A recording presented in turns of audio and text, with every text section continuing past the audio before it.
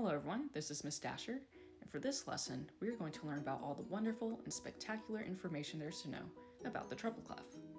First, we're going to see what the treble clef looks like, and then we're going to look into what kinds of instruments play in the treble clef.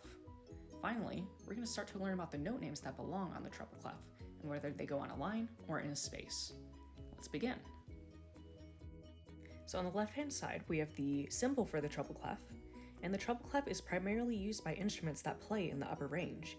You can also think of that as them playing in the higher range. Some examples for woodwinds, we have flute, oboe, clarinet, and then the alto saxophone. And then for brass, we have the trumpet, and then also the French horn, which is Miss Dasher's instrument. Okay, here we have the treble clef, and this is what it looks like when it's placed on the staff. It's also important to note that the treble clef is placed at the very beginning of the staff too. Notice how the middle of the cymbal curls around on the inside. Does it curl around a line, or is it curling around a space? Now that we already know how to spot both the lines and the spaces within the staff, it's time to learn about the note names that go along with those lines and spaces. So we're going to start with the 5 horizontal lines within the staff. And on the treble clef, on that first line, we have our first note. That first note is E, and above that we have G, B, D, and then up at the very top on that 5th line we have F. You can always think of the phrase, even George Bush does fractions, to help your memory.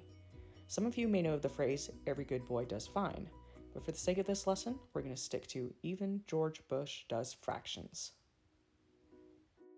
Don't forget, we read the notes E, G, B, D, and F from the bottom to the top of the staff, always starting on line 1. Here we have the 4 spaces within the staff. In the treble clef, in that first space, we have our first note, which is F. Then we have A, C, then up at the very top in that 4th space, we have E. You can put these note names together to spell out face. It can also help to know the phrase face is in a space. Just like earlier, we want to make sure that we're reading these notes from the bottom of the staff to the top of the staff. So we have F on space 1, A on space 2, C on space 3, and then finally E on space 4. Now that we know the note names for the lines and the spaces inside the treble clef, notice how the cymbal curls around line number 2 in the staff. This second line is home to note name G. This is why the treble clef is also known as the G clef. These are the 3 terms that you get to take away from this lesson. Starting with clef, we know that that is the symbol that appears at the beginning of the staff and also assigns letter names to the notes within the staff. Then we have treble clef, which is read by instruments in the upper range or the higher range, and also encircles the second line in the staff. Finally, we have G clef, which is another name for treble clef, and that's due to the symbol encircling that second line on the staff, which is home to note name G. So to review, the treble clef is the setting from which certain instruments, like the flute and the trumpet, read their music. Some essential details that are important to keep in mind is that the treble clef is placed at the beginning of the staff.